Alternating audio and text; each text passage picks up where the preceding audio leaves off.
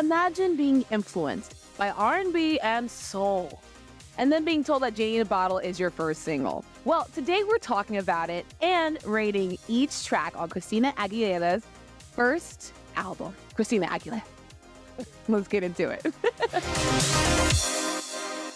And today we are joined by music journalist and Christina Stan. Jeff Benjamin, welcome to CCTV. Thank you. I can't believe it took me this long to get on you guys' show. Right. We had you for cameos for the New East episode. I only had a cameo. It's true. Yeah. We're really here A feature. now. This is the perfect time, though, to have you because you are an Christina Stan. So for our listeners who maybe don't know who you are, Who is do you want he? to introduce yourself? Sure. No, I've been I'm a music journalist based in New York, just like Chan and Chris, and been writing about pop music, all kinds of pop music for, over 10 years now at places like Billboard, Rolling Stone, New York Times, Variety, Forbes, but always, very much been focused on a lot of international pop music, especially K-pop. But, Christina Aguilera was actually a huge influence, I think, in just getting me to open my mind to all different kinds of music, all different kinds of languages, styles, things like that. So I really do owe her a lot, and still write about her today. And hopefully there'll be, more to write about in the very near future. But this is a fun moment to talk about now. Yes. We are celebrating the 25th anniversary of her debut album. And before we get started, we have to give a special shout out to our Patreon producers, Emily, George, Lily, Louie, and Juliet. And you can also be a producer and join us at patreon.com/cctvpops. And you get to help us choose episode topics. That's right. And we do have a free tier, so don't feel like you have to pay us any money. And also, we are at 2,500 plus subscribers. We're super excited. We're super close to 3,000. At this point, if you're watching it, you've been here for a while. Stop playing games, baby. Come on over and subscribe to the channel. All right. Perfect. Come on now. You hear that? Fighters, subscribe to Chris and Chan. Support these. Yes. Are true fans as well. I can confirm. Come on, 3K. I mean, Yes. 2,500, 25-year anniversary. But, all these years that Christina has been around, I have never seen her ever, which sucks. I mean, obviously I was like a broke kid, especially like during the peak of like, what was it? Back to Basics era. That was when like I was, I guess, old enough to go to a concert by myself, but still like didn't have any money to go. But that's when I really realized I was like, wait, hang on. She's not just a Genie bottle girl. I think Fighter also, like the Fighter era, like the stripped era was like really like a moment as well. Voice Within is like one of my favorite songs by her. I don't know why that was. I think because she kind of looked like Amy Lee for a little bit with the little black hair, and I thought it was an Evanescence song for a bit.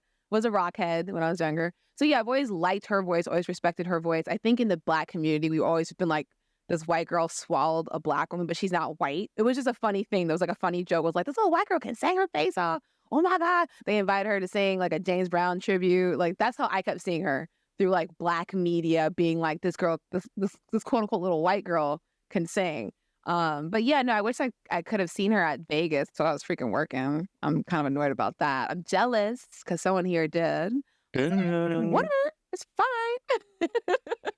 I did. Right at the 25-year anniversary. Love. And she was definitely in a celebratory mood because, she did one night. I saw the final two nights. She did like one night with the red streaks. Oh, yes. On over the era of that time. And then another one with the black streaks, which she did in Stripped and, that debut era. But very fun, very special times. And, got a little preview of what was to come for her, little anniversary special that I'm sure we've all seen now. Yes, ate that up. Gosh, I've seen that like 5 or 6 times now. It's so good. But yes, I'm a huge Christina fan, like from the beginning. My sister loved her first album. Even when Reflection came out, I love Mulan, and we'll get into that more. But I loved Reflection when it came out too.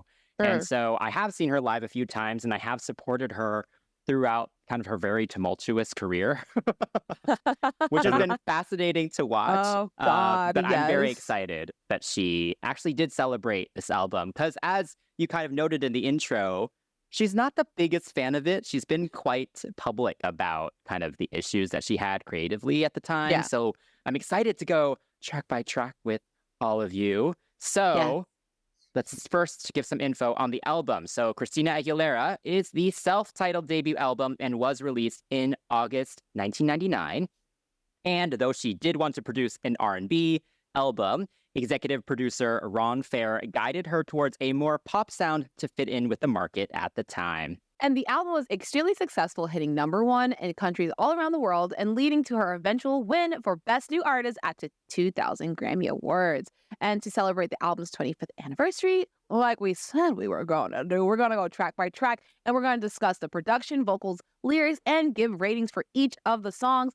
Feel free to join us, okay? And there are some bonus tracks that we know about, but we're leaving that for our Patreon exclusive producers. So let's get into that.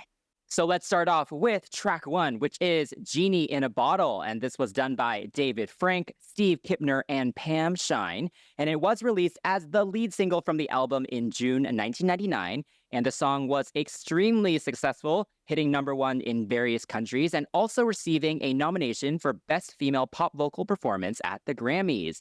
And Christina has mentioned in many interviews that she was not a huge fan of the song at the time, feeling that it was a bit too sugary and that she wasn't able to show off her impressive vocals. But however, the song is regarded as one of her signature hits, and she has continued to reinvent it for her various tours and performances through the years. So, Yes.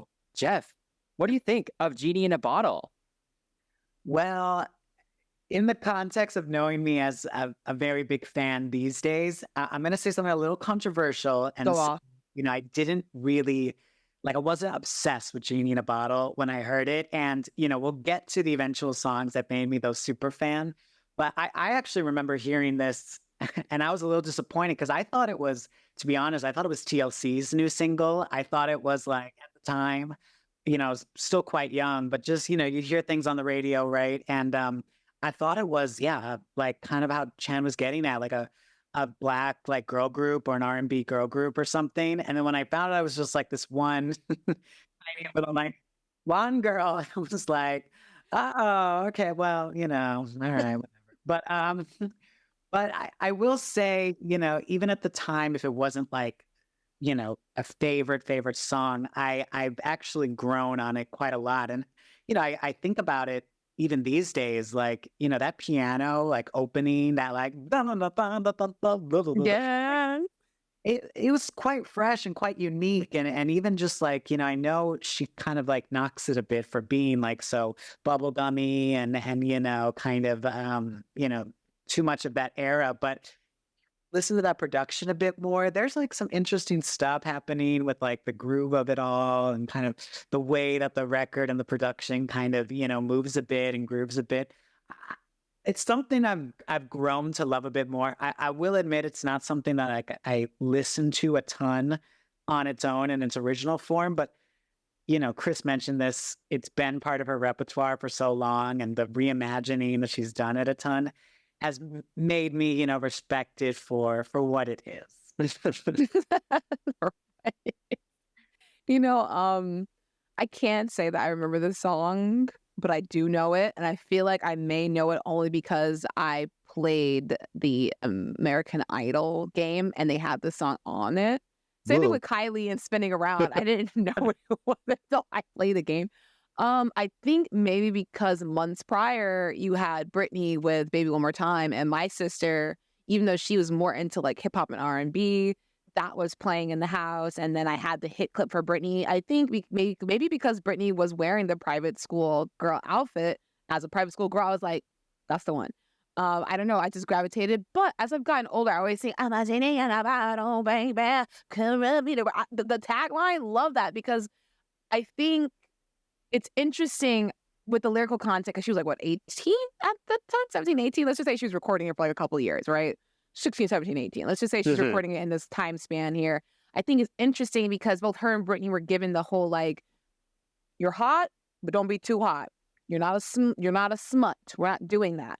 But I appreciate her kind of going there, or at least them writing the song for her, because I don't think people realize how many teenagers are constantly pressured with the idea of coitus. I'm just saying that 'cause I don't want us get demonetized. But it's interesting because even now I have girls like I teach dance to, or like I used to teach English to, and they're like, yeah, this guy and this boy. And I'm like, well, how old are you? And I'm like, I'm this age. I'm like, why is he asking you? And why is he talking anything like that? But the fact that she was like, I'm saying let's go, but my heart is saying no. I was like, yes, yes. Purity Ring crowd must have went wild back in the day. The Purity Ring crowd must have been going out of their mind. It's a flex to say no. But I think having that whole balance though of being like super innocent, but then trying to push that like the hot girl boundary is kind of hard though, because she is 18, so she's technically an adult, but they want to promote her to younger kids. So I can only imagine again with her desire of genre and desire of lyricism, it's kind of just like this weird balance. She did a pretty good job. The feistiness is there where it needs to be. It's not too vocal fry-ish like Britney. I love the production in terms of like how it sounds because it is so of the time, that 90s, 2000s, the double bass drums. I love that. But yeah, like I said, her vocals are not super impressive throughout, but there is a lot of texture that does show that, okay, she can sing a little bit better than a Jessica Simpson at the time, or like even better than Britney in her delivery. So for her, or to her credit, not bad, but I can see why she was like, girl, this is a single.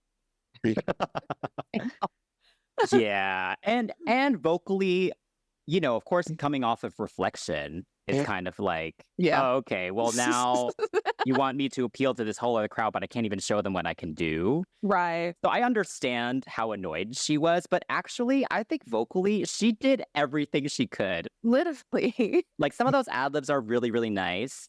Yeah. And yeah, there's still a lot of texture there, like you were mentioning. And I agree, the production's awesome. I was reading that the bass thumps, they were inspired by an excited heartbeat. Oh, so cute. like what an aroused teenager may feel. And I think that was very, like, I thought that was just very creative. That is. But yeah, I think for what it is, it's a great pop song. It's not perfect for her. Like it could have definitely gone to a number of other artists. But I think she did a great job with it and did what she could to make it her own. And that music video, looking back on it, I hadn't seen it in years. It's not a very interesting music video, but I think because I was so into just pop music at the time, all of those visuals of her on the beach. Oh, yeah. And just the lighting of it all, the beads that were part of the styling at the time. I think it was effective. I'm glad they did not go to like Agrabah with it, right? Yes. Because unlike because it could have really gone that way. But yeah, what did you think of the visuals at the time? Like you said, again, it wasn't like something that totally like smashed me over the head, right? Like there are definitely things you can think back to, like those bright orange pants and like the t-shirts and being on the beach and whatnot. Like there was a look and an aesthetic to it, but it wasn't too much like smashing you over the head. And it's like, it was a little more subtle and I guess like a little more polished. And, to Chan's point too, and this is something, I was going to even say also at What a Girl Wants, it wasn't like Britney like ripping off the top or in the schoolgirl outfit and You Drive Me Crazy and Hit Me Baby. It was a little more like going to be a little different, offer something a bit different, a little bit of like a different taste on that, despite the fact that, almost you'd say like personality wise, like Christina was definitely a lot more sexual, openly sexual, and Britney was a lot more demure and, kind of innocent in that way. So it's interesting how that actually worked out. But again, I remember, wow, this is like, I don't think I've ever like mentioned this, but this is totally random. But I remember I made like a music magazine at like camp one day, like I like was like going like, surveying everyone at the camp, like what's everyone's favorite song? We're going to be top 10, like, and it was like, I had a feature of like the best music videos. And I was like, oh, like, does Christina have any good music videos? This is like before I think like Come On Over, happened, which I think is a great music video, and I'm getting ahead of myself. But, there wasn't like, it wasn't, I don't know, the image was almost a little like, a bit confusing just in terms of Mm. like trying to be very marketable, trying to be very appealing, but like not be so much, like to one way or the other. And if you were, a consumer at that time, I just had this conversation with my boyfriend actually about how his sister had these Christina Aguilera shoes that were blue leopard print. And like, I remember like all this like strange merchandise at the time. Like she was cat, she had ears, like cartoon of her, there was a doll, like these shoes, all these things that were just kind of like throw whatever you can, let's make it work, let's make it work. And that's probably kind of a part of what she feels, feels like this wasn't me, everything was just being told for me what to do and whatnot. So Genie in a bottle, right? Like, thank God they didn't go like very like, Arabian Nights or anything like that. Could have been bad. Yeah. But it was a little more, it was subtle and it was a bit, definitely appealing in many ways. And, definitely worked for what it was, even if I don't think it was like the strongest visual statement, at that time. Oh, no, exactly. I think the video does nothing for her brand. Nothing. She's another skinny blonde girl on the scene. That's all it did. Yeah. But it's tough. It's tough. It's tough. Like you have the school, you have, unless you're going for like a tomboy thing. I mean, I guess kind of tomboy. It's like she definitely looked cool, but I think that's the whole California like low riding jeans with the waist, the midriff out. But yeah, it's kind of just going back what you were saying about like all the random, not memorabilia, like the merchandise they were trying to use around her. I don't think it worked really. But yeah, I mean, for what it is, she danced a lot more than she has in a really long time in this video. So shout out to her. And yeah, for those who don't know, agrabah is a term that Chris and I use when people start to lean toward what they want to pretend is Middle Eastern influence. So you got the Arabian Nights. You fit right in here, Jeff. But yeah, I think, the video is fine. Doesn't make me hate or like the song. I don't think of the video actually when I listen to the song. Yeah. I just think about her voice. But yeah, no, I mean, for what it was cool. She looks approachable. She looks hot. Done. Job's done. Sure. So I'm going to give it, I was going to give it an 8, but I'll give it an 8.5 because I don't hate the song. I actually do like the song. I just don't feel like it's the strongest single. That's all I'll say. Yeah, I had an 8.5 written down as well. I do like the song and think it's a great example of pop from that era, but she definitely has a lot better. Word up. How about you? Well, I mean, I think if we were talking to me like a couple years earlier, I would have been a little more harsh, but I'm going to give it like a solid 7.5 here. Like, Ooh, okay. I just, again, I know there's better things to do. And I will say what I ended up loving as a longtime fan and watched in the future were the reinterpretations of it throughout the years. So like on the show, there actually was a bit of a, what do you call it? Agrababa or Alibaba? Sure. Like kind of a more of like a it's really cool. It was like a bit rocky, but it had these like Middle Eastern influences, to kick it off. It was this very cool performance in the strip tour. That kind of that next era, of course. And there was something really cool. It was pretty cool actually with at the Vegas residency with Machine Gun Kelly on the Spotify sessions. So yeah, it was it's grown on me and I've grown to appreciate it, but I really like, I really don't listen to it. Like, right. That's valid. All right.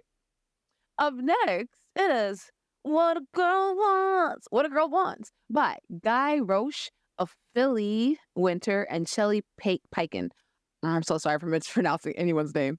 So this was released as the second single from the album in November 1999, and it became her Billboard Hot 100 #1 single. Yay! Her second one. Yay! And again, one of Christina's signature hits. This track was re-recorded and remixed for the single release and was performed with Sabrina Carpenter for the 25th anniversary special. If you haven't seen it, you should totally watch it because Sabrina so good. Yeah, she's a great artist. That's why I said that. I said it in the last episode for our pop off. Her styling and choice of like what she wants to do with her voice, because we all know Sabrina cannot sing like Christina, but she's distinct because she kind of put a little, what you want is what I need. Like she kind of puts her own thing on it. And I say that to kind of just segue into Christina, even though she was very much given songs that she did not write, the girl has a vocal styling that is very much her own. Yes, you can hear the Mariah with the little breathy like falsetto. You can hear it there, but her runs, her vocal choice, the throatiness in which she performs at times has always been there. It's definitely gotten a lot better. I enjoyed this song a lot. I think I remembered the song a little bit more for the video because being a dancer turned singer fan, Paula Abdul had filmed Cold Hearted Snake, I think here, or at least it looked like the same place. So when I was younger, I was like, oh my gosh, she's dancing in the same place. Again, she's dancing a lot more than I would ever expect her to do ever now. But I do appreciate the video. I think it doesn't really do much for her voice, like in terms of like what she probably wants to do. But in the, I guess the background vocals, there's a lot of gospel-esque stacks. Like toward the end, the what a girl wants. It feels very much like, clap your hands with me.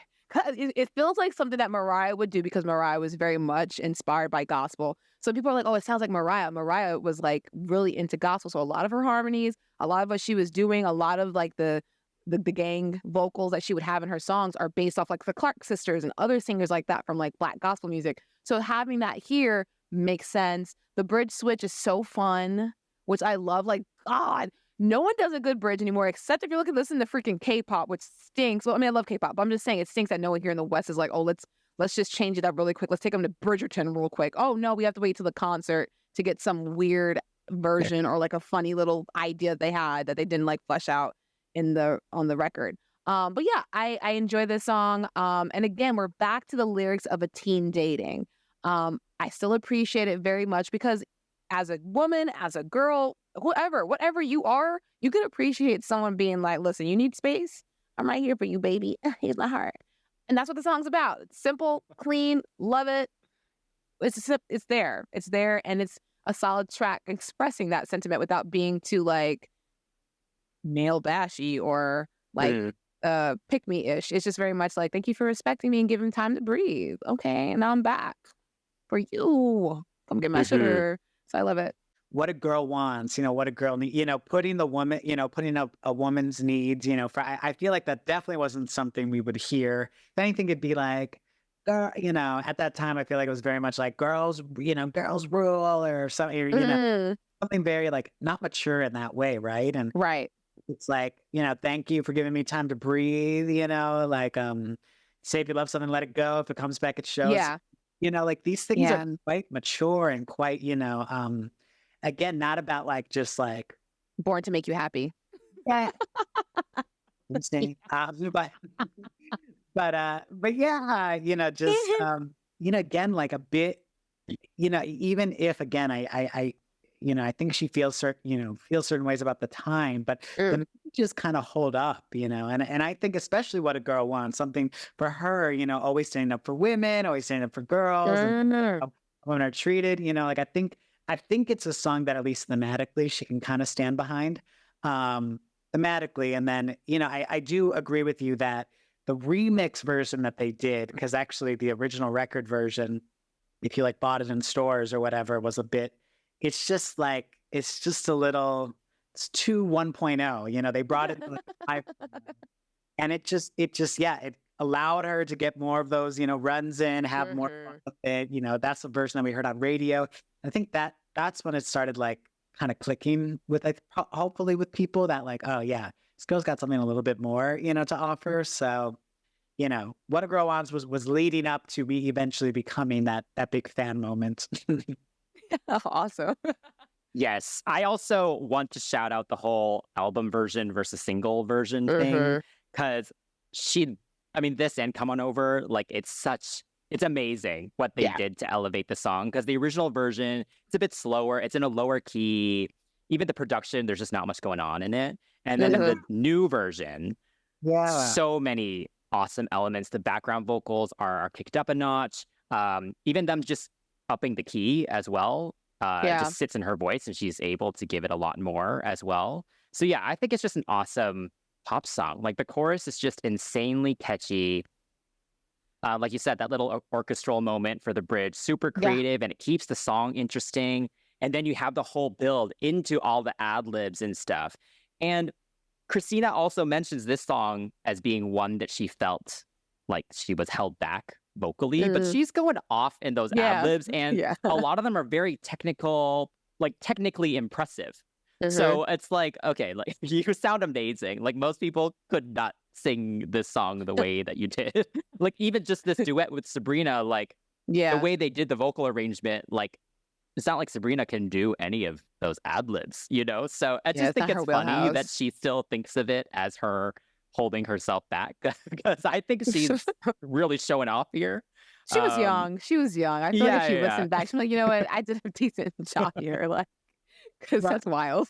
Why? Well, and that's the thing almost. It's probably like, she might have like a way. Yeah, I feel like it's like a mindset thing, like it was very much like, I think she just looks back at that whole time and, sees it as a bit constricting, bit controlling in so many ways. But Chris, I wanted to ask, because I was just, thinking about it while you were talking, like the album versions, because did other artists, do you guys remember, do you guys know rather, did any other artists at that time kind of do more, uppity versions for radio and stuff like that? And yeah. This was actually quite common at the time. Either if they didn't do a full remix, they would even at least like go re-record the vocals or something just to make them a little different or make them stronger. If you look at Britney, the original version of "You Drive Me Crazy" is kind of the same. It's kind of boring.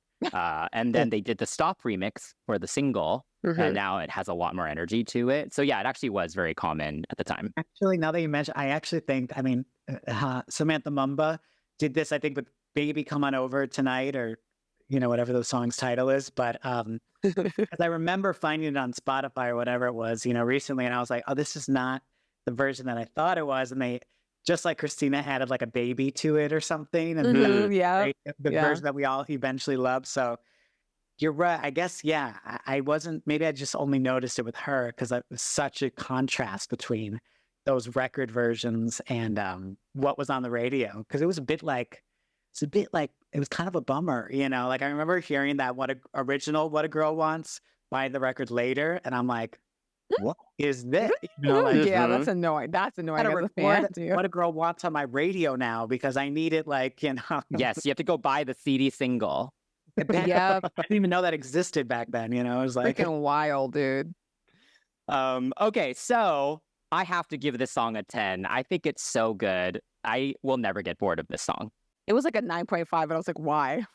So I think I'm going to make it a 10. Because at this point, why? And I think it's only because I didn't want to be too generous. Because we get generous on the show, especially with especially good singing, like Kylie, especially. Check out our Kylie episodes. But yeah, so yeah, I'll give it a 10. I'll give it a 10. I'll give it a 10. 10. I'm such the hater on this episode, but no, I think I think that this one deserves like an 8.5 from me. Respect.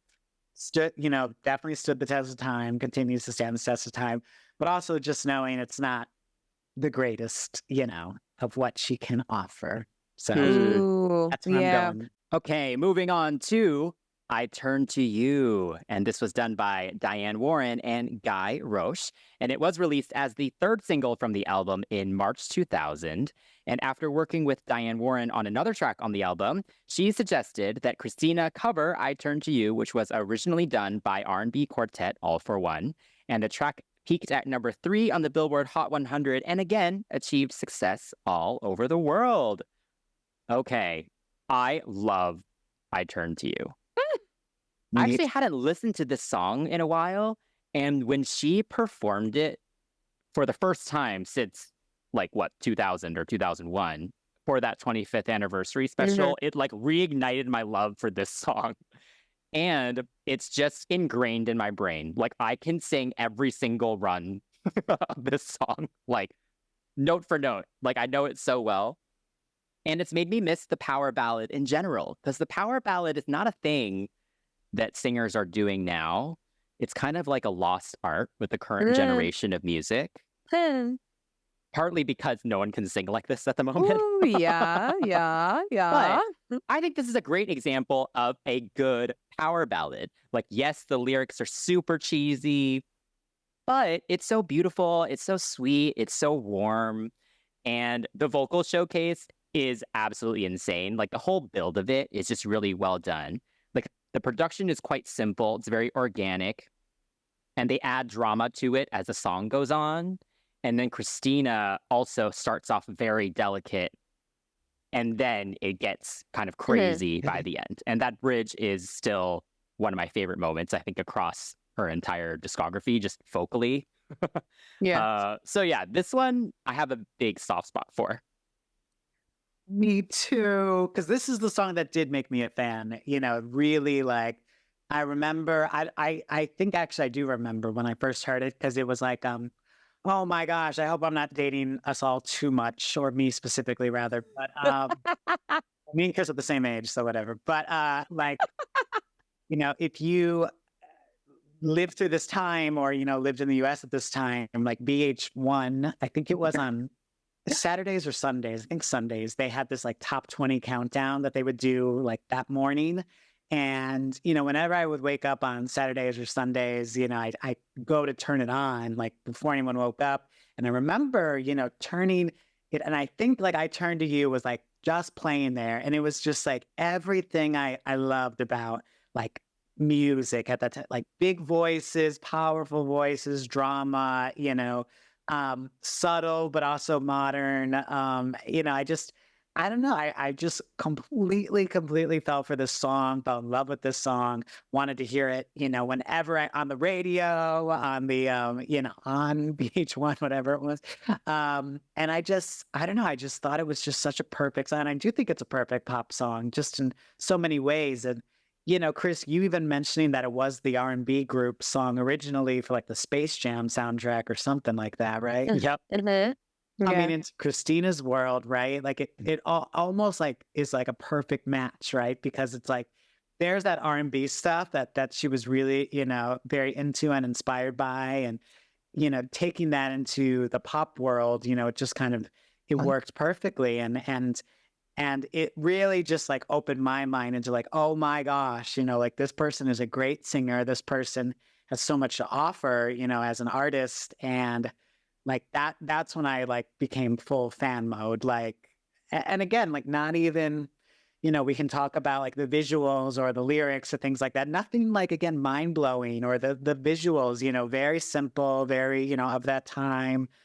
millennial, bright white lights and, Walking in the rain. yes, yes, exactly. Like the music video, really, sad or whatever, but it just, I just wanted to know everything about this like talented person, because I was just so blown away by like what they could do and how they made me feel, and how this song was hitting, and all these things. So yeah, this is like the song for me, in that way that made me a fan. And it's almost funny how things would continue to grow and I'd continue to be a bigger fan, but it really was the ballad song that made me like, all right, this is my girl. Here we This is are. my girl. Mom, get me the album. Mom, get me the concert tickets. We are going. That is hysterical. I heard the All For You version because of like Space Jam and it just kind of being a staple.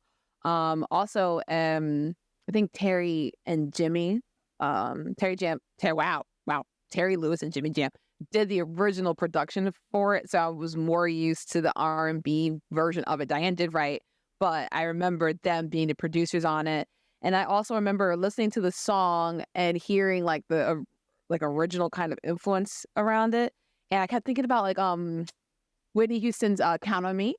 So when I heard this song and the way that Christina sang it, I was like, okay, all right, okay, all right, okay, girl.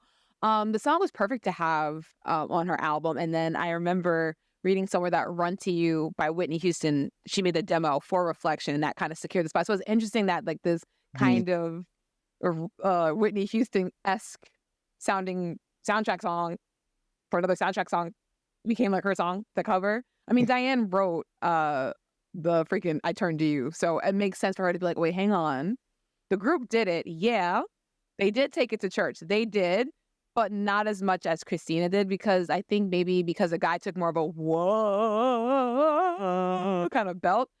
She was on top of a lot of the backgrounds. So she was singing over it. She was giving it the I guess what people would know if you're not into gospel music, the whole Mariah, the singing over it, the Whitney singing over it, but it's very much taking it to church. And I think she does it a little bit more than All For You. They do a good job, but because they were a boy group, it was more about the harmony and then having the lead vocalist kind of, I guess take it home in a sense. Maybe not take it home in a way that Boyz II Men would, with like Wanya singing it, but still, it's cool to hear her singing this because you get the textures of her voice, you hear the ability, the agility, you can hear her influences. But yeah, I think it's legit the same way she's always sang. It's again, her artistry is very present here. Because she sings exactly the same way, but I think she's a lot tighter with her runs and hits longer notes and has a lot more control. Because even watching some live performances, especially the one on the Apollo, that had me in tears because I was like, they were like, let's get her in front of the black people. They gonna love this. And it's true, we did. Screw it. We did. She was there. She didn't get tap danced off by the Sandman. She did a good job. But the vocals are like kind of, she's singing. There are a lot of notes that she has the belt. She gets a little tight here and there. I mean, she's young at the time, wasn't being as clever with the note changes. It was more like, I want to show them I can freaking sing my face off. And she did with this song and live performances. So this one's a good one too.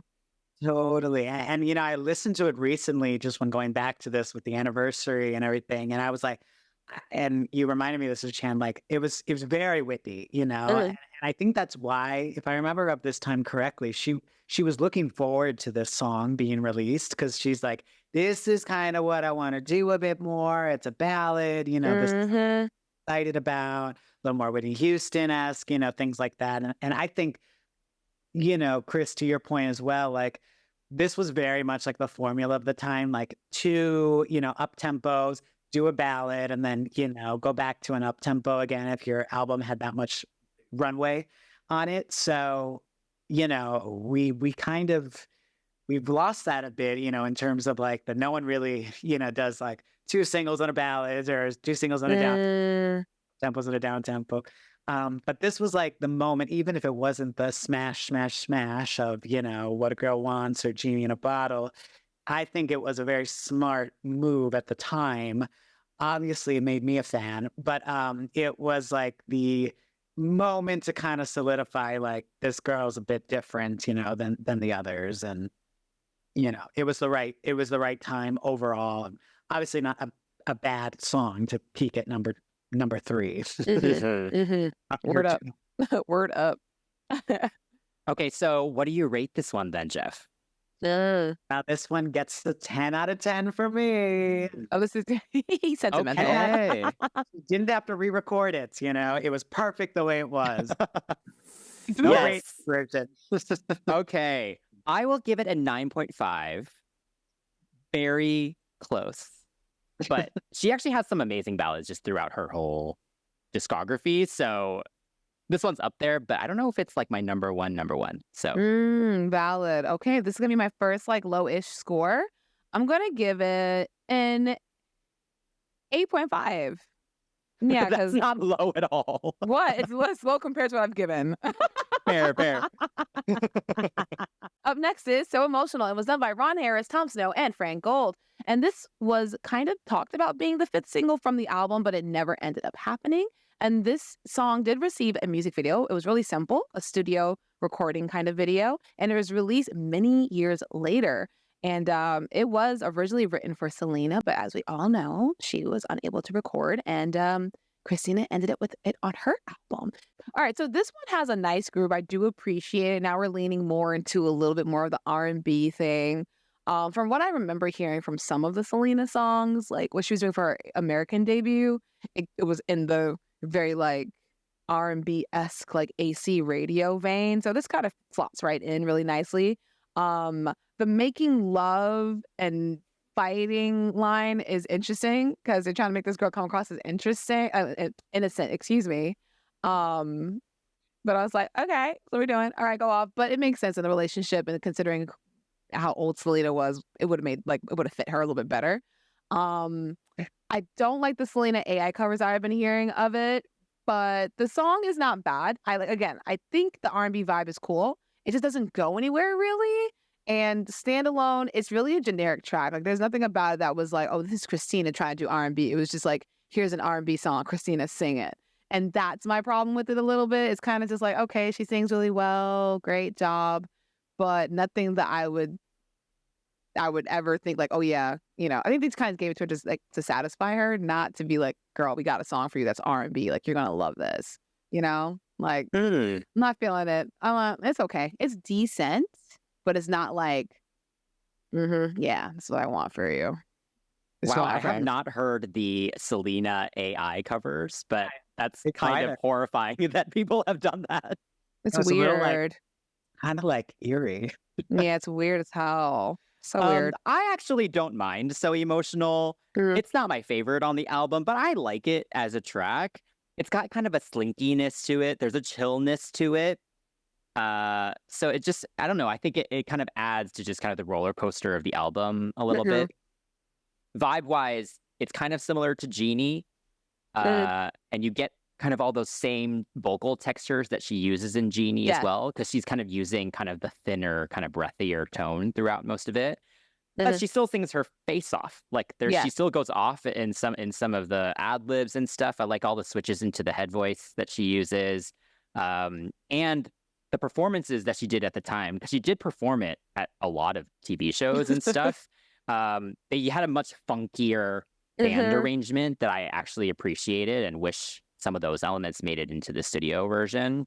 But yeah, for an album track, I actually enjoyed this one. I would never skip it, if it came Mhm. on. But I do think it would not have made a great single. So I agree with that decision. Oh yeah. I'm a little in the same boat. I think, I liked it for what it was. It was definitely one of the like more standouty, like up tempos of the record. Something that I understood why they'd considered for a single, but also understand maybe why they kind of didn't end up going for it. And like to your point, Chris, like maybe if there was like a reworked radio version and it had a bit more funk or thump to it, that could have been something. But I think I think you and I were actually texting about this the other day. Like it just seemed like they were ready to move on. Like by the time a fifth single was being considered, it was kind of like she's ready to go. She had and the other thing too is that there's always this kind of comparison, and I fall victim to it a lot, right, between her and Britney Spears, and Britney Spears who put out 3 albums in 3 years in that early era of Oops, I Did It Again came out a year later or something, and Britney and Christina, her second record definitely she sticks to it as like Stripped is that second album, but she Mhm. did a Be Spanish reflecto, album, yeah. with some Mhm. original cuts on it. She had a Christmas album, and that she wasn't like just only focused on this one record. Like there was a lot concentrated in those like first 2 or 3 years, whatever it was. So there was a lot definitely, going on at that time. And I think, keeping in mind that she would eventually go on to do like, have a bit of a collaboration time with Lady Marmalade and Nobody Wants to Be Lonely with Ricky Martin and all these things. Yeah, it was probably just time to go and move on. Time to- And I think, I think like Lil Bow Wow was being considered for a remix, or there's like a performance of them together doing this like at one of her concerts. Um, and this is like super, super like fandom hole, but like if you and actually, I talk about this. I did a TikTok about it recently because I had to break down a Christina Aguilera conspiracy theory that was going around. But back in the day, Christina Aguilera's official website was amazing, by the way. And it's called the Rumor Mill. And her mom, Shelly, mom's name is Shelly Kearns, had a spot where she would literally respond to rumors and things like that. And I did send in like questions, right? And there was like one one topic was like so emotional as a fifth single, and I'm pretty sure she chose like a couple questions because there was a couple questions about it, and I kind of remember like the way I emailed it was the way that was shown on the website, and I was asking like, is this going to be a fifth single? Is there going to be a fifth single? And she actually responded to what I believe is my emailed question about is there going to that it's a great song. We were considering it, but we're ready to just move on to the next album and things like that. So it's yeah, I thought it was always fine. It wasn't my favorite, not my least favorite, just Sure. for the vibe that they were going for. Oh, that's Yes. valid. That's valid. So yes, I give it a solid C. It's a 7.5 for me. You know what? The bridge and the tail end of that second verse is, yeah, oof. So I'll keep my 7. I was gonna go any lower than a 7, but yeah, 7 for me. I'll give this one a 7 as well. Again, not my favorite, not my least favorite. And also, I remember it more than other songs, you know? Moving on to track 5, we have Come On Over, All I Want Is You. And this was done by Ron Fair, Ray Cham, Shaka Blackman, Paul Rain, Johan Aberg, Guy Roche, Shelley Peiken, Eric Dawkins, and Christina Aguilera. Wow, that's actually a lot of writers on this. It was released as the 4th and final single from the album in July 2000, and Christina was given more creative control and headed back to the studio to work on a brand new single mix of the track. And as you mentioned earlier, they added the word baby into the title, changing it to Come On Over, Baby, All I Want Is You. And the song went on to become her 3rd #1 on the Billboard Hot 100. Woo woo. Woo woo woo woo. Jeff, start us off. Come on over. I remember, again, like I just have such distinct memories of this time because it's such a formative time for me as like just a music fan. And I remember first, I don't think I had the album at this time actually, but I think I saw the music video or the making the music video, maybe making the music video. And I didn't know this song. I didn't really know, but I knew obviously I turned to you and I knew this and I remember just like loving the track, loving how this sounds, loving how it goes, but also like clearly seeing like a big step forward in terms of like, this is not my baby anymore. Like she is, there is a bra in the music video. Yeah.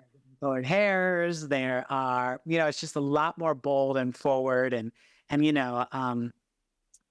don't even, I mean, she talks about sexuality. She uses the word sexuality. Yeah.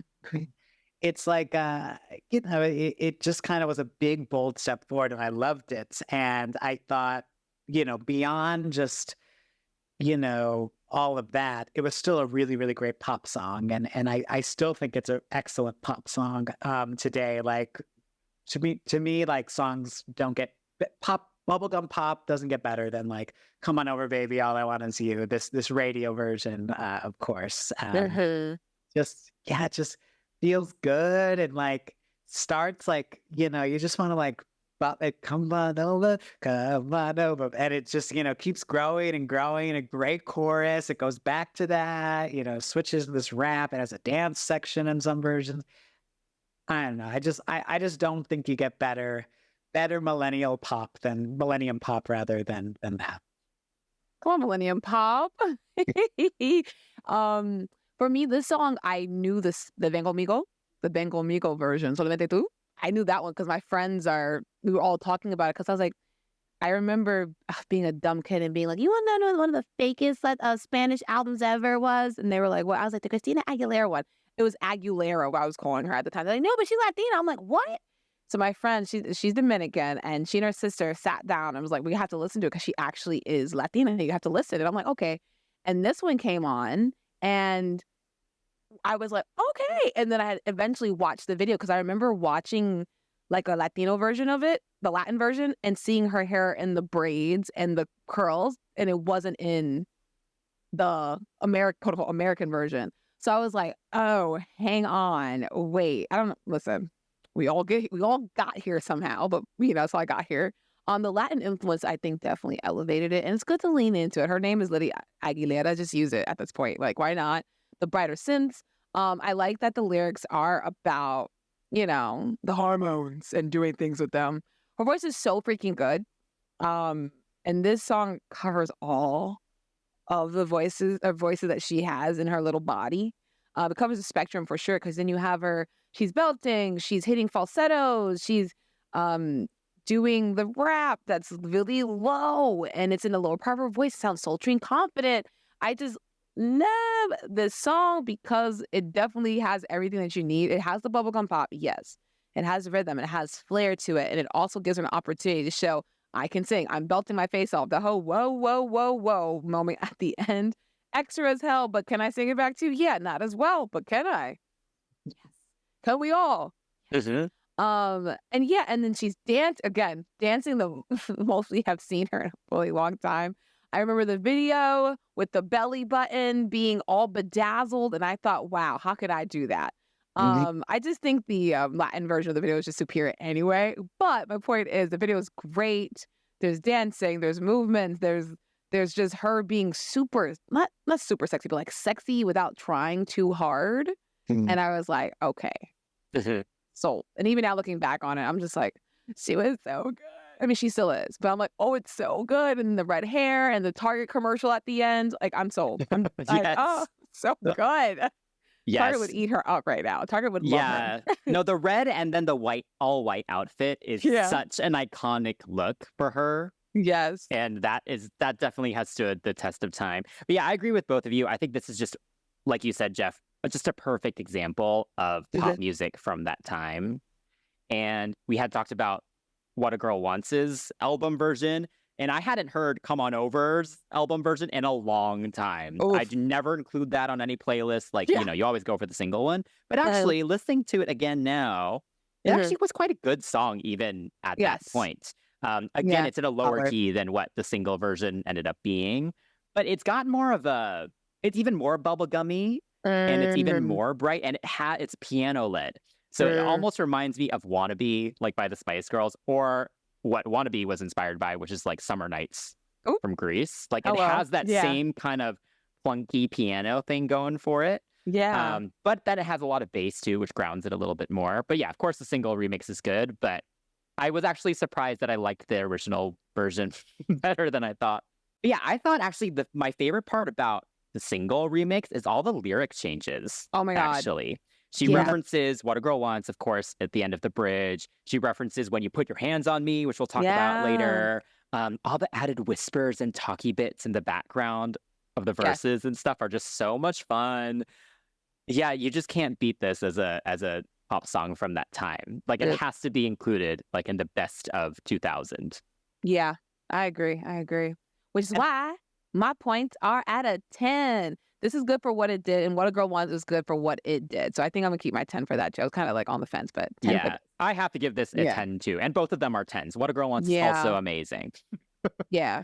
I give it a 10. I give it a 10 as well, because I just think, this one was an amazing song. And, I think also it just kind of felt like a bit of like her stepping into her own a bit more too. I think this is probably why this resonated, because if she maybe had gone back to something like we're kind of picking up on with like the styles of Genie and what that just got a bit more muted and a bit more, not as punchy and in your face, maybe, we wouldn't be having the same conversation we're having today. Up next, we have Reflection. It was written by Matthew Wilder and David Zippel, and it was originally written for Disney's 1998 film Mulan. And Christina Aguilera was given the opportunity to record the single version of the track after proving she could hit the E5 note, which is featured in the song, using Run to You, as I mentioned, from Whitney Houston. And this also led to her record deal with RCA. So shout out to Ron Fair for being like, hey, I know a kid who could hit these notes. Shout out to him. So yeah, the success of the single helped to speed along the process of her debut album, with the label hoping to maintain the hype around her. And Christina has re-recorded the track, and it was released in 2020 to coincide with the live-action remake of Mulan. And she has since included it in setlist and performed it as the closer for the 25th anniversary special that we have all been referring to. Yes. Ooh, boy. Oh, Reflection. Okay, so I definitely am biased with this one. Yeah. because I do have quite a deep connection to this song Why? because of Mulan. Like I know, when my really. when Mulan came out, Ugh. I think like looking back on it, it actually was a really important moment for me as a kid and also just like us as a family because that was really the first time we saw Chinese people in a Western Right, film, right. animated film in that way that actually honored the story and it didn't like make fun of the culture or anything. So of course we had the soundtrack and of course I knew this song. So it's actually very hard for me to be fully objective with this, I Ugh. think. But if I try to be objective, it is a very well written ballad and it is Yeah. perfect for that moment in the film. Yeah. And beyond that too, I think Christina has talked about it more recently too. Lyrically, a lot of people actually do relate to this just in their regular lives. You know, a lot of people feel they have to hide themselves or elements of themselves from the outside world. Yeah. So yeah, it is interesting that she has also kind of mentioned that this one has stood the test of time as well. But yeah, I think the melody is so pretty. The orchestra and the production is absolutely beautiful. I will say in the music video, they made her look like she No, was in her 30s. that's my note too. I was like, what's this Yeah. haircut? First, also, I think it's hilarious that she didn't fly to China for it. Like, they just had her film this at Epcot. Stop. What? No. So lazy, but smart, but lazy. I actually think the story is she cut her hair the day before without telling anyone. Oh my gosh. That's why it was so That- choppy. Yeah. So It was blonde. I actually, which like is hilarious, right? But I think it was either that or the day before the album shoot. But I'm pretty sure it was for Reflection because I remember thinking, yeah, it does look like. Well, I think give her this like Dharma and Greg or Dharma. Yes. Things are falling. But I think she's like this. That she just I think it's funny now because what is she 40, 44 now, 43, and Mhm. she looks like young as hell. Like she looks really good and like Yeah. I think she's always had this baby face and this baby look to her that she wanted to always look mature. I think that's why she loves makeup and experimenting and heavy makeup and and wigs and whatnot. And I think that was a bit of that side coming out at that time, being like, I'm gonna show I'm not some 17-year-old, and like probably just like It was like showed so up and blunt. everyone's like, what the heck? I thought this girl was like That's hilarious. I mean, you know what? It works out because Mulan is chopping her head in the video as on the movie. This song is iconic. I think for me, it's one of Disney's best I Am, I Want songs. Every movie requires the what I want, what I need kind of song to kind of really, and it has to be a ballad. There has to be two versions of it. I mean, the Anastasia movie had the Journey to the Past, the Aaliyah sang, and the actress from the movie sang. There's always that kind of thing going on. I think I could totally hear Whitney singing this song. The notes are super chesty and requires a resonance that Nippy would have given, or even Mariah would have hit them as well. But again, shout out to Ron Fair for being like, hey, I know a kid. Literally, she could probably sing this. And I was watching a video and she said like she got a call and he's like, hey, can you hit an E5 like right by middle C, like right above middle C? Can you do it? And she's like, I can try. She's like, it was a little rough, but he's like, send me a tape, FedEx that mess, and let's get it done. Run to You's recorded. Obviously, Run to You is a freaking iconic song and it's so hard to sing. I know that E5, it's hard. Because I can't hit, I mean, I'm not the greatest singer, but I can't hit it either. But it's hard. And for her to actually kind of step up to the plate and be like, F it, I'll do it. It's changed her whole life. Literally because she had that whole, I want to sing, I'm really good. It worked out for her. But yeah, I've heard, like, going back to what I was saying, the song is hard to sing. And I think that alone is why it's also quite good. I think people kind of get caught up in like, the song is really hard to sing and blah, blah, blah, blah, blah. But the song is not just hard to sing, the melody's really stinking good. Which is why I've heard people cover it terribly since it's been out. I remember one time there was a Disney night at my college and people were singing Reflection and I said, girl, why? Go the Distance is another song that's like, it's hard. But yeah, kudos. The video is hilarious with the haircut. I put in my notes, I was like, what's going on? I do miss the old videos and the soundtrack videos where they used to kind of like superimpose the animation. Like I love the fan closing and it's like showing some animations on it. But yeah, no, like literally this song as a ballad on this album for it to be a soundtrack song is not cheesy. It is pretty big for this album. I don't care for the mixing of the vocals, but it is pretty big for this album. It's impressive. I mean, I look at my reflection, I legit close it and I go, "Who is that girl?" I don't think anyone doesn't do that when they look at themselves in the mirror or like in a reflection. It's hard not to. Like close the And close no it. one, everyone Yeah, does. Everyone does. brushing your teeth. Like it's just hard to like not do. So I think for the ubiquitousness of it, it's a good song. It's solid. Yeah, and I remember my mom bought the Mulan soundtrack. I think actually we had it on cassette. Mhm. And you know, I didn't even know Christina Aguilera's name at that time, right? Because if you remember, Tony Braxton was on that soundtrack. If you guys are fans, 98 Degrees was on it. Like those are the names I actually like remember hearing, but I did love Reflection and didn't know that, you know, this was even Christina Aguilera at the time. And I think it's a beautiful song, great song, you know, beautiful ballad. And yeah, just like even the lyrics itself, you know, Chris, you were getting at this, like how people are still talking to her about it. But I think actually it's also been a theme a bit in her music, you know, throughout the years, you know, whether it was, you know, stripped, you know, coming to terms with herself or, you know, even go all the way up to like Liberation and the Maria song. And, you know, she's facing the mirror or even, you know, the Lotus intro, you know, there's like, I to look in the mirror at the woman, at the reflection I become or something.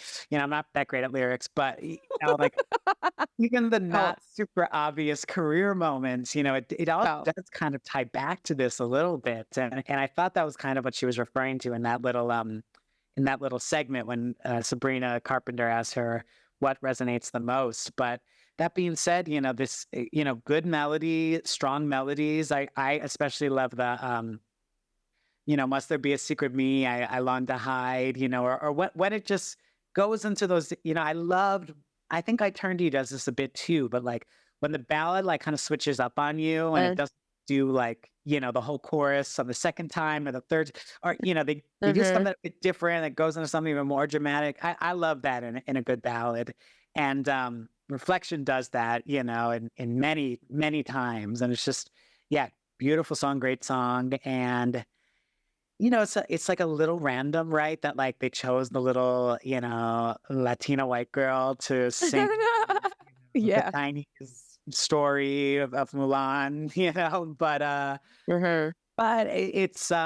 it's worked and you know it is what it is and it's I guess like you know I don't know in 2020 when it came back with the 2020 version I was a bit worried like how it'd be responded to or how it might resonate in this way, but she, you know, very much honored, you know, very respectful of, you know, the story and whatnot. And I thought did an amazing job with just that re-recorded version as well. So Yes. it's another 10 for me. I'm going to spoil it and just say, Yes.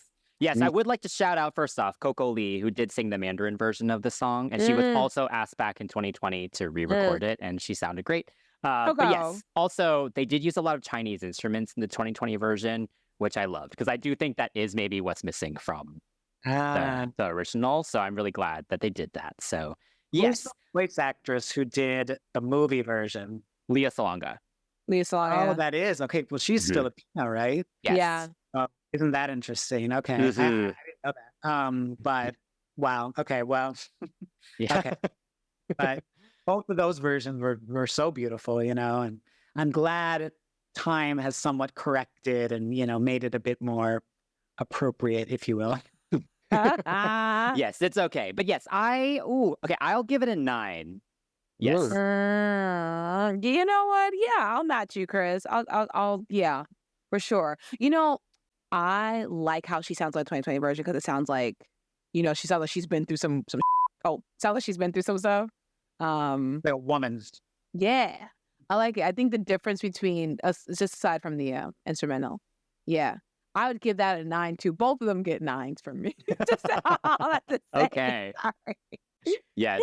Okay, so moving on to track 7, we have Love for All Seasons, which was done by Carl Sturken and Evan Rogers. And this is the first song we don't have any like interesting notes on. It's just a standard good album track. So, Yeah. Shan, what do you think?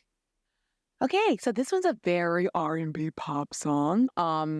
It may have not been single ready, but it is a solid track. The chorus is very much on the nose with those the last love bender metaphors, but I can get over it. Like it's very much like earth, water, wind. So like Jesus Christ, get me out of here. Aside from that, I think melodically the top line is solid.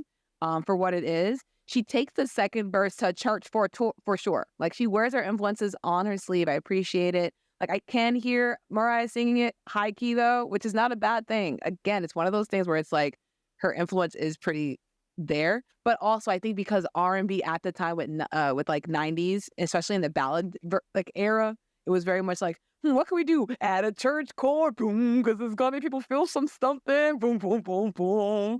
So yeah, I think my mind just goes back to Mariah because of the gospel influences, but I think any R&B singer at the time who had like a album track that was like more geared toward just like, this is the ballad, like I want to talk about how strong our love is. Love for All Seasons would be that track. I do wonder if she believed what she was singing. Like she's very good at emoting, but I wonder like by this point, whatever like recording like sequence like this was in, like if there's like the fifth song or like the umpteenth song by this time, was she like, okay, like do I care about this? Like this is this a subject matter that she really wanted? I mean, think about it. Like Yeah. she doesn't really have a lot of writing credits. Obviously, she's a young kid, but if I heard someone like her singing with that much control and like the idea of good pitch, I would probably ask her for her input in terms of like lyrical like composition. But hey, she was young at the time, and that's how things were back in the day. But I do wonder if at this point, like, if she really did care about the whole singing about the love and how good it is and the boys, you know? I mean, I think almost every pop song was like Oh, this. It's a cheesy yeah. love song. Yeah, it's valid. So I feel like it was just, yeah, I doubt she had any real input or thought on any of that. It's just like Yeah, most that's songs valid. were like this. You're right. Yeah, but I think this is a solid album track. I love it. I think Jeff, we like sang it at karaoke the last time we went to karaoke. Like, Get out of here. I think it's so much fun to sing because the lyrics are so insanely cheesy. Like if you just read it, it is Yeah. so cheesy. But in her execution, in the melodic choices, in the more kind of R&B-ish production, it does all balance it out and it makes it a bit cooler. And again, her vocal execution is it's just so good. Like the use of the head voice in the verses, just all the power that she puts into it, all the textures that she can put into it. She really elevates a song that could have been mediocre, kind of like what we said for So Emotional. Yeah. And she makes it really good. She did include it on the set list for her tour. And so the Vancouver show was filmed and is available on YouTube for those that want to watch it. She did struggle a little bit through the song. It's towards the end of her set, so I think her voice was just a little bit tired. But I'm glad that it got an outing. I think it's a decent track. Yeah. It's definitely one of the more standouts, of the non-singles on this album. It's not like I was thinking about it and like I didn't really like love it when I listened to it again, but hearing you guys like talk about it, I'm actually not feeling as harsh as I did the other.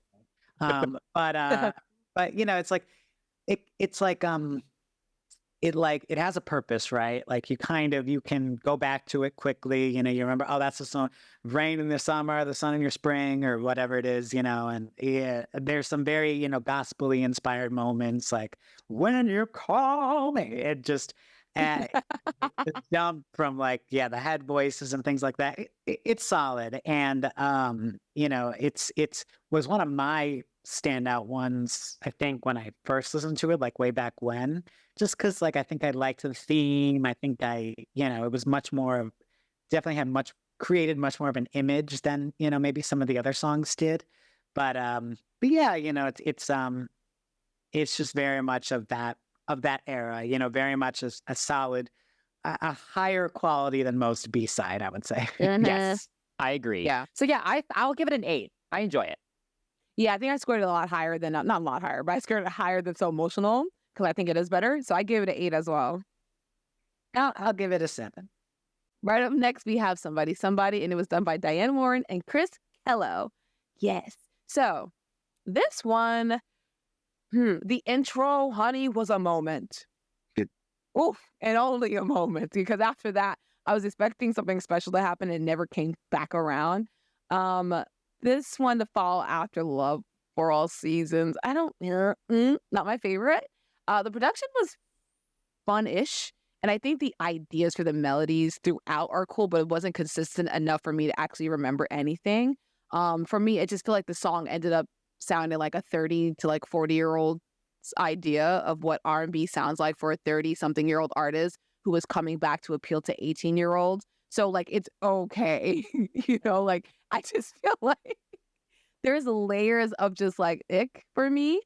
She sounds good. So again, she's saving the track. But Yeah. for me, I just feel like the desperation on this one isn't justifiable with just her voice. Like it's not warranted. Like wanting to be someone, and like aspiring to be someone's girlfriend or lover is the way it was translated in this song was kind of mid for me. But again, she sounds good, just not good enough for me to like be like, you know what, girl, you beg for that, you get that love, like, I didn't get that at all. Interesting, because I listened to it. I listened to it today actually, just like going back because again, it's not like one that like I remember a ton, But I was listening to it and I was like, oh, this is like now I'm kind of wondering like who's right. Like, is it? I kind of took it as like okay, I could kind of see like a Monica or Brandy kind of doing this like Sure. song like of that time, like late '90s R&B, Sure. or is it more like what you said, Chan, like kind of like 30-year-old or 40-year-old even trying to make a comeback, with the kids trying to shake it. Shake it. Like I think it's one of the stronger ones on this album in general. Maybe like probably like if we're gonna cut like 6 worst and 6 best songs, this is like number 6 probably for me.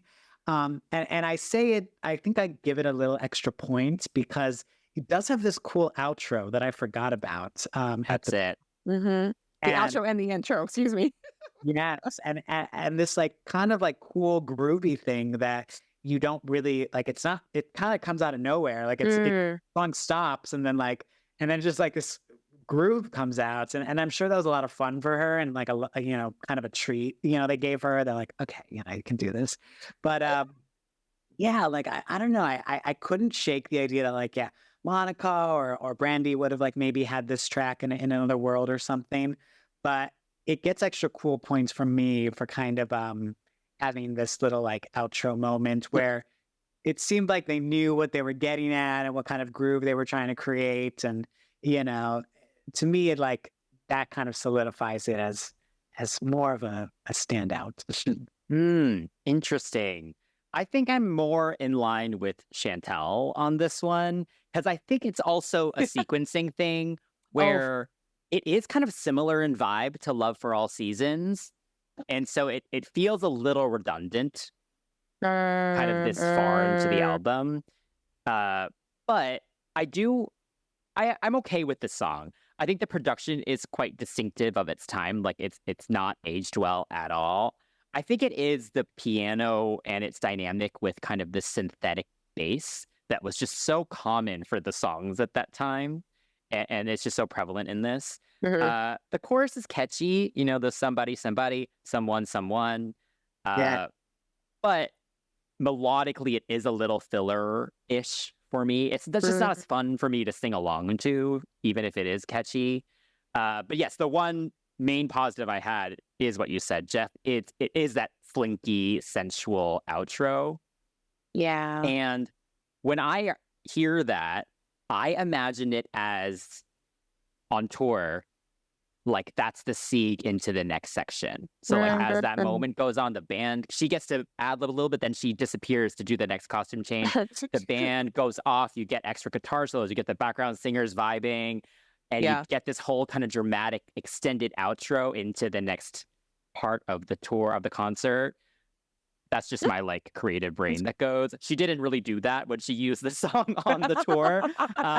But that's actually what I envision this being is Uh-huh. like it was used as kind of like a sieg in a more visual way. Yeah. But anyway, I think the song's okay. I will give it a 7. Yeah. Intro and outro aside, I have to give it the 7 as well. Right in the middle. I'm gonna give it a 7 too. Yeah. Okay, moving on to When You Put Your Hands on Me, which was done by Pro J and a very young Robin Thicke. This one is so interesting to me because like I didn't even pick this up at the time, but like the vocoder effects and like all the, you know, I don't know, I'm pretty sure it's called a vocoder, but like the auto tunies kind of Yes. went on like that. I don't ever remember her doing anything like that. And I go back to this album, you know, years later, and you know, whatever it was a couple weeks ago, and I'm That's a, like she did that. Like they made her do that. Like it's definitely something of the time, you know. Like it was definitely like probably some Spice Girl records that had it, and you know things like that. But I did not remember Christina Aguilera having like the effects, you know. So it was almost like a shock to me to go back to that and be like, she did that.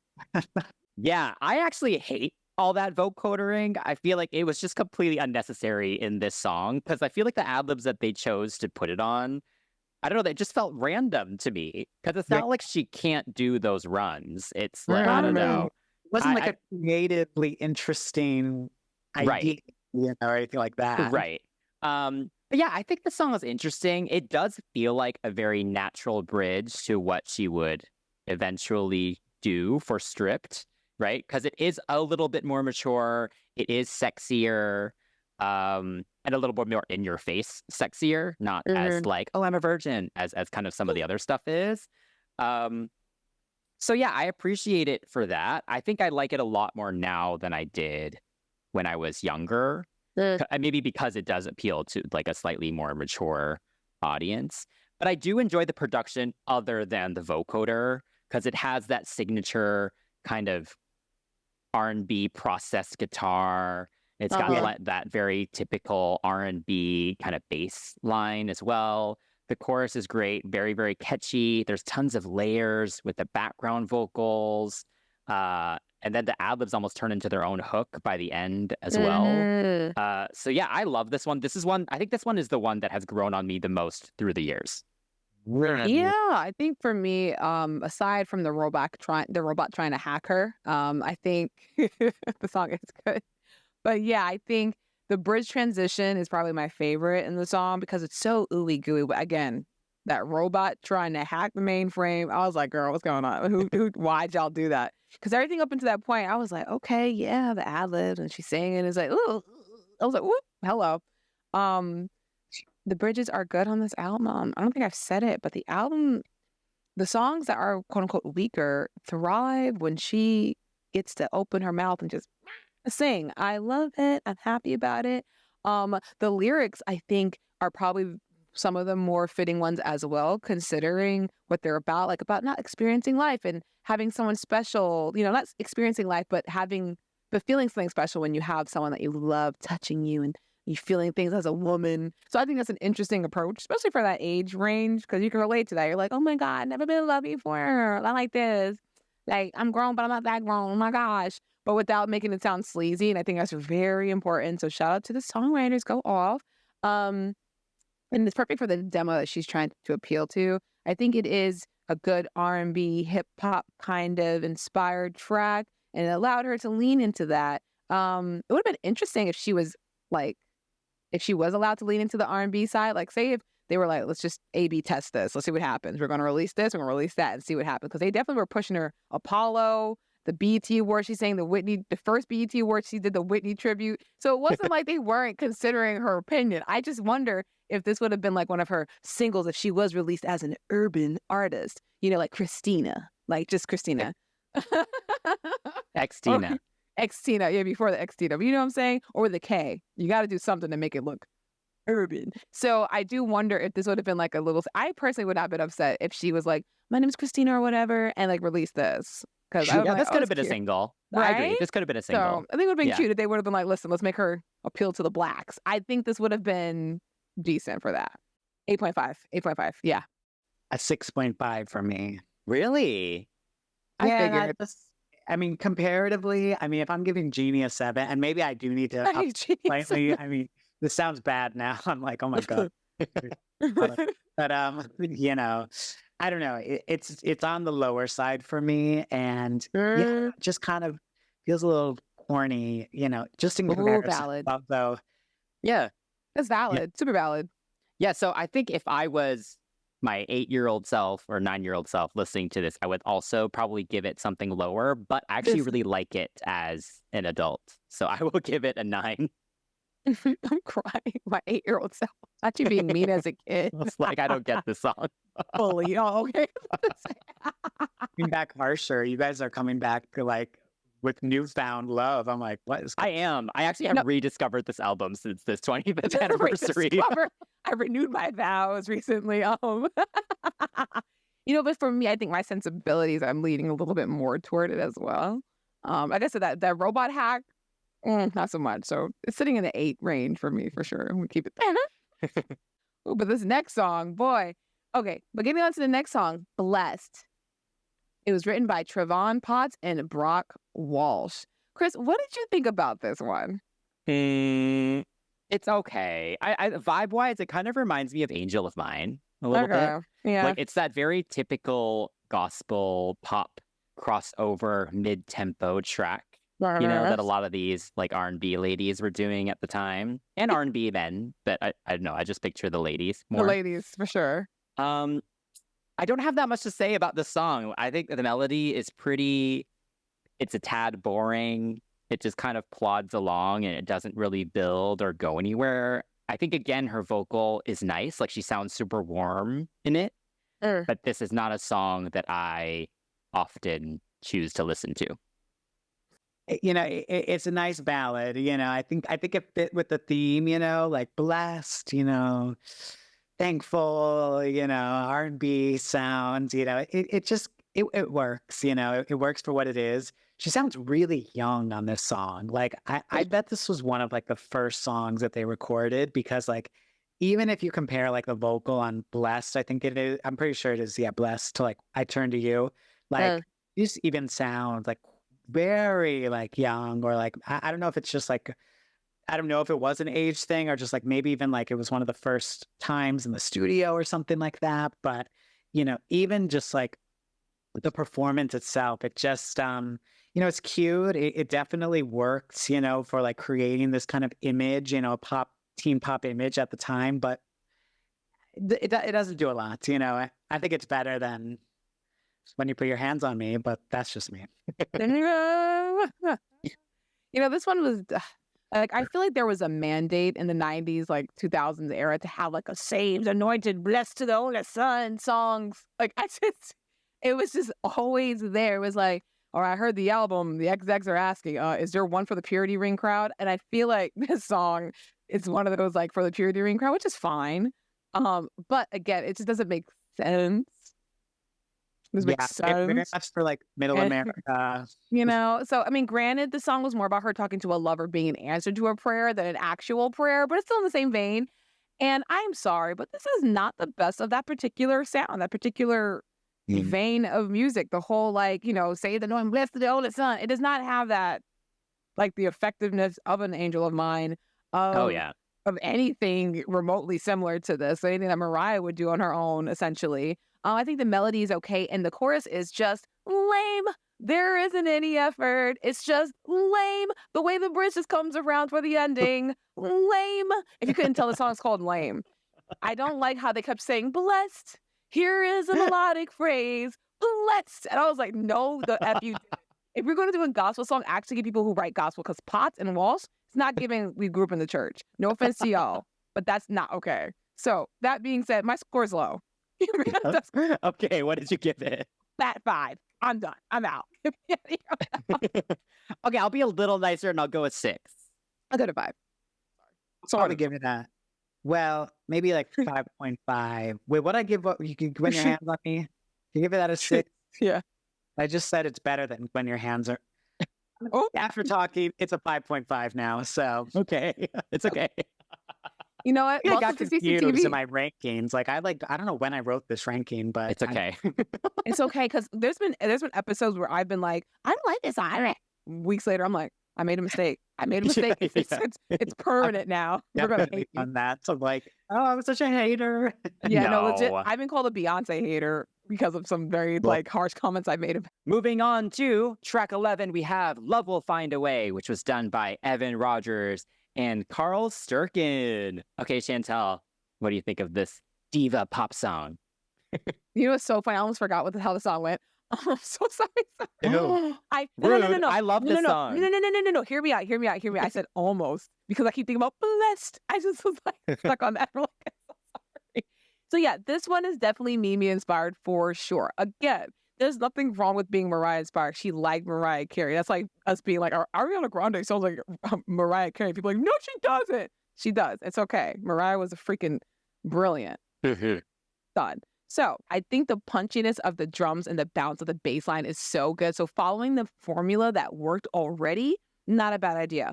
An even better idea is not releasing this as a single because then she would have got slotted as a Mariah copycat, along with being, is she trying to be like Britney? So good for them for not doing it, but good for them for having it on the album.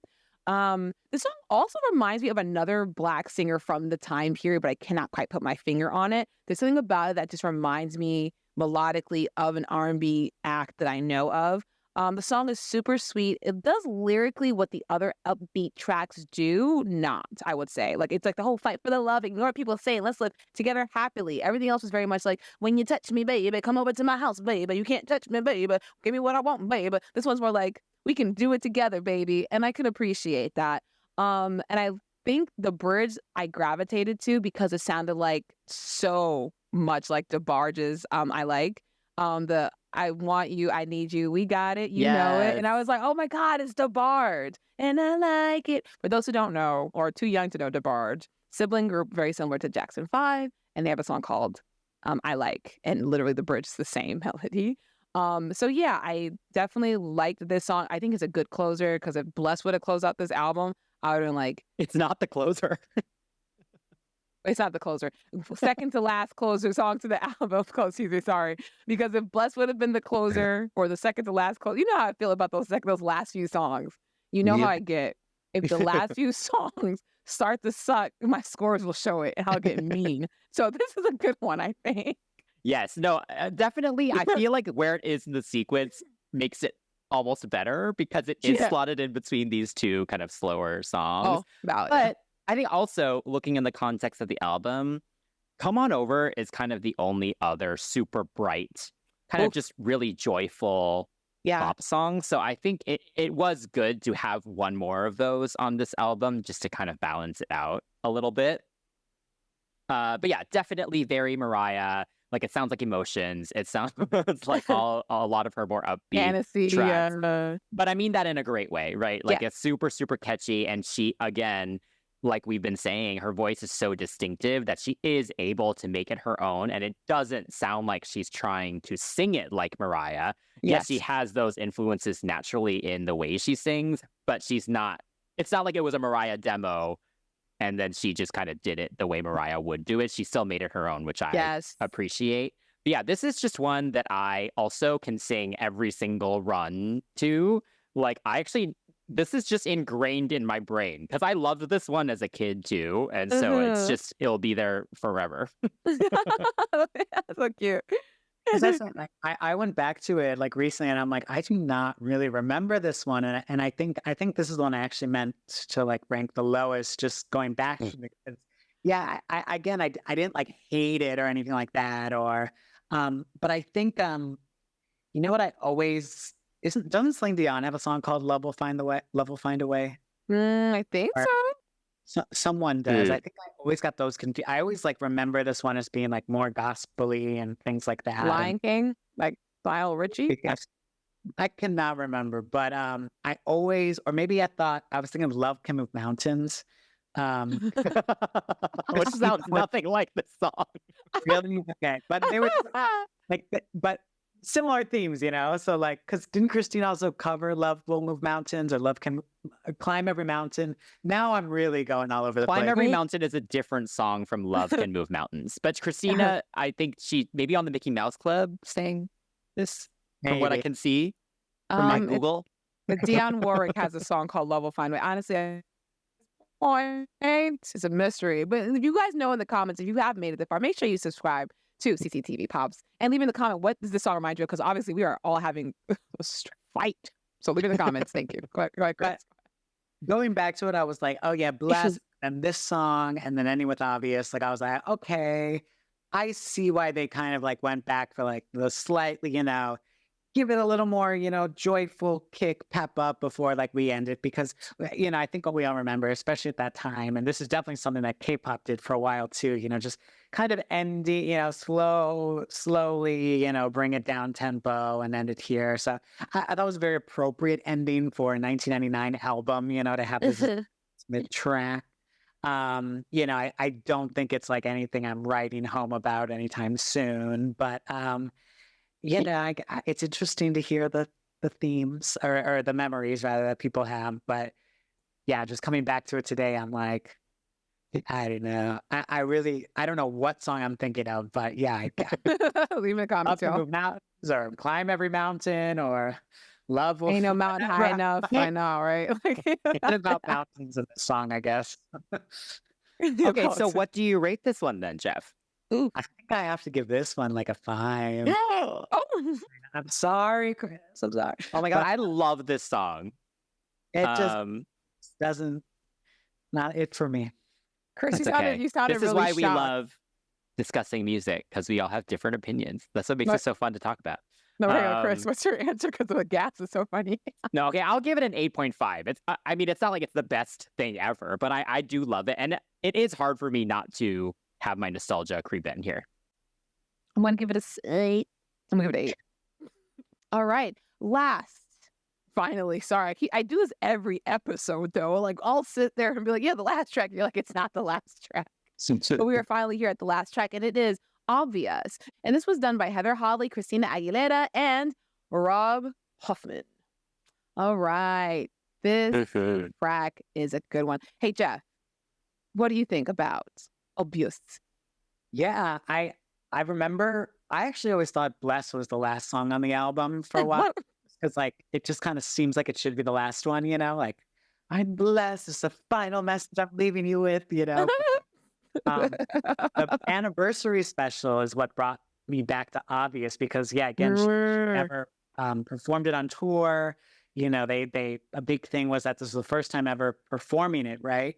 And I'm like, yeah, like this is a really solid track. Like this is a good track. And you know, great lyrics, right? Like even just questioning oneself again, going back to this idea of like reflection and whatnot, like and hearing her sing it like as this like woman, you know, now like 25 years later. Word. And also knowing that like this was the demo they were shopping her around with, you know, that's something added to it a bit more. But yeah, I maybe it was just like totally like it could have even been like a sequencing thing, right? Because back in the day, right, you kind of just put on albums and played them through, you know. So how many times did you ever get to like, you know, track number 12? You know, I remember like total side note, but I remember loving If You Can't Dance by the Spice Girls on their first album, but it was the last track. So I was always like needing to run back into the room and turn it, you know, it like you know, get the album going again. So I just for whatever reason, I really don't remember it. Probably because again, she never performed it. But hearing these stories and hearing it back again, like it really holds up, and it's a good song. I think it's actually like kind of one of the better B-sides for sure. Album tracks, whatever. This one is so well written in terms of articulating one's thoughts about life. And I think it's really mature in tone. I'm not sure what her mindset was at the time, but I could imagine hearing the song, like being her, be like, I want to show people I can really sing. And then hearing Genie in a Bottle and then being like almost kind of relieved that this is a closing track because it's not about a guy. It's not about how she looks. It's about how she feels. And she can articulate that through her vocals. The song is quite I don't know, not bare, but it's like it's bare enough for you to just actually appreciate what she's doing with her voice. And I appreciate the use of the title being a little bit more creative than blessed. Good God. Like my big thing is like if you're gonna write a song with the title being a one word, it doesn't have to be y'all need to hear it 50, 11 times. That's just my beef. But I agree with all of what your guys are saying. I think against the other ballads present on the album, though, it does pale in comparison to the other ballads. It's kind of hard to beat Reflection, but even with the other ones, I'm like, not a bad closer, but just not as strong as the other ballads on the album. But respectful ending. And like, Yes. respectable ending. So I like that because of that. So yeah, I think this is a really pretty track. I think her execution is so good in it. Like you both said, it does sound quite mature. So almost like hearing her sing it live now, it does hit a little harder. And it does feel like it could be in a musical, just with the way that it was written. Like it's super dramatic. It feels very internal. Like you can just see a character just like going off on it, like on stage in a musical. This definitely, I agree with you, Jeff. I definitely did not get this song as a kid. Like it was definitely like, okay, the album's over after Love Will Find a Way. You know, I was just like, okay, there's a boring ballad at the end. For something blessed, it was over at the, you know. Which they would have missed out because Love Will Find a Way is awesome. But anyway, I do appreciate Obvious more now. I think the bridge is so good with the way it picks up and it gets, the climax is very, very satisfying. But as I said earlier, she has so many good ballads just across her discography and also on the album, like you said, Shan. So this isn't up there for me. Like this isn't one that I would pick out from that list. But yeah, sure, respectable ending. That's valid. Yeah. So yeah, I'll give it a 7. Yeah, I'm gonna match it with the 7. I know Christina loves this song. Like she personally picked this one out, but I think it's just sits at a 7. Not bad, but just not like wow. I'm going to give it 7.58, maybe even. Well, that concludes the standard album track list. Of course, there are a couple B-sides. So if you would like to hear us discuss We're a Miracle, Don't Make Me Love You, and Too Beautiful for Words, you will have to join us over on Patreon at patreon.com/CZTVPops. So before we get to that, yes, that's right. But before we get to that, we do have our cut or keep section. If you had to keep only one song from this album, every other song disappears from existence. You can only save one. What would it be and why? Well, there's so many ways to interpret this. No, personally, I think it would be I Turn to You, just because it was the song that made me a fan. But I mean, Come On Over, Baby also like just I think represents, and it's just such a great pop song, but Genie in a Bottle obviously set in motion so many things. But, you know, I guess if I'm taking all that into consideration, I guess it would be I Turn to You because it establishes her. It's a good song, you know, it shows who she is and, you know, set her on a course to, you know, get to the next level. So it sounds a bit odd to say like in the context of her whole career, but I'm going to go with I Turn to You. Or maybe What a Girl Wants. I don't know. But no, you've made your choice. Too bad. Chantel, how about you? It's okay. He does it to me too. I would have said Come On Over, but the album, we're talking about the album. Like, we're not talking about the single version that got just revamped. So I can't say that. So I'm going to say What a Girl Wants because you get textures of her voice. That the build up in the end, the bridge has a switch that is present in the single version of a switch up that is present in Come On Over. So I think that song for what it was, what they released without having to go back and fixing, solid. So What a Girl Wants. You're forgetting that there was an album version of What a Girl Wants as well. Yes, they did reprint the album to include that version on it. But anyway, I will pick Come On Over because they did also put the single version on the deluxe version. This doesn't count. It doesn't matter. We're talking like they're still the same song. I'm just saying, okay. Well, my point is, I'm still going to pick What a Girl Wants. I just think even still, I like it. So yeah, it's just so funny. Yeah, I will for sure pick Come On Over, Baby. Yeah, All I Want Is You. I think yeah, like we've been saying, it's a perfect pop song. How dare Yeah. No, it Well, those doesn't. are my no, it's That just so single funny. version ended up on No, the album. It's you're fine. right. It was just so Yeah, funny yeah. because you were like, "Actually," and I was like, "Wait, he's right. He's right." No, I'm not actually mad. It's just so funny. He was like, Yes. first of all, I'm gonna pick it. Fuck both y'all. Okay, so opposite question then. Ugh. You have to cut a song from this album. What Mhm. would you cut, Jeff? Uh, well, Well, Lots of choices for you. oh, This one. apparently. I mean, well, it's like I feel like I have a different take on everything after our discussion now. Oh, yeah, yeah. Probably be like, I mean, love will find a way, or when you put your hands on me were probably what I would have gone to originally, but maybe it would be Blast Star because Chan made such a good argument against it. I really didn't like Level Find, or like I don't know. I listened to When You Put Your Hands on Me today, and I didn't like it. So maybe Grr. let's go with Level Find. No, let's go with Blessed. Okay. No, I kind of or maybe Obvious. Boy, make a So- decision. So emotional. Just kidding. If I had to re-put out that album today and I had to remove something from the time, Yeah. you know, they can have their Obvious as like their little demo moment. We don't need Obvious on the album, I guess. Okay. That's my safe answer. Okay. Yeah, I I love think that Blessed answer. is for me the obvious answer. Yeah. But for redundancy purposes, I would maybe actually cut somebody. Oof. Oh, Oof. I was thinking about that one, but I'll be the one that actually cut it because everyone's not trying to cut Bless. I mean, it's pretty obvious. It doesn't need to be there. It's very much unnecessary. So, toodles, lame. Okay. So looking back on this album, Right. like I've been saying, it's really hard for me not to be super like subjective with it because I just have really good memories of this album and it was part of my discovery of my love for music as a kid. And I've loved listening to it kind of nonstop this past week to prepare for this episode.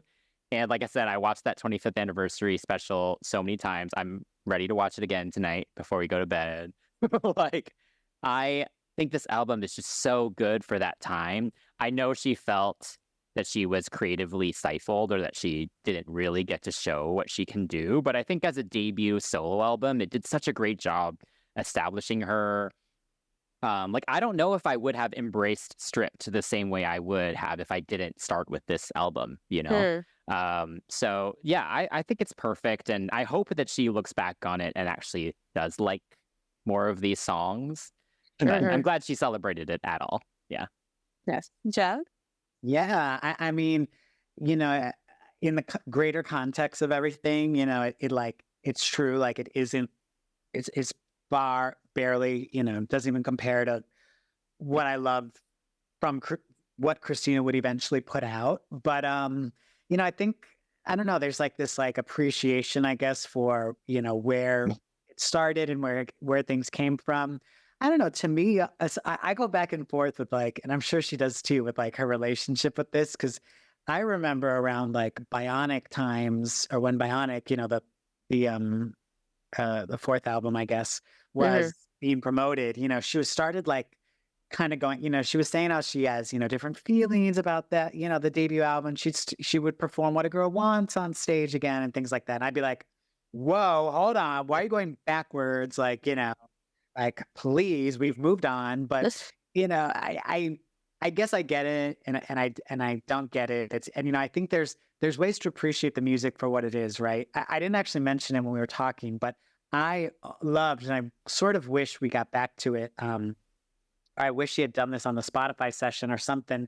The sort of R&B remake she did of "Come On Over." While she was promoting Stripped, she did that on the tour. She did that in promotional appearances. Like, she kind of was able to throw it back a little bit, but also show like, I'm doing something new. I'm doing something, more mature.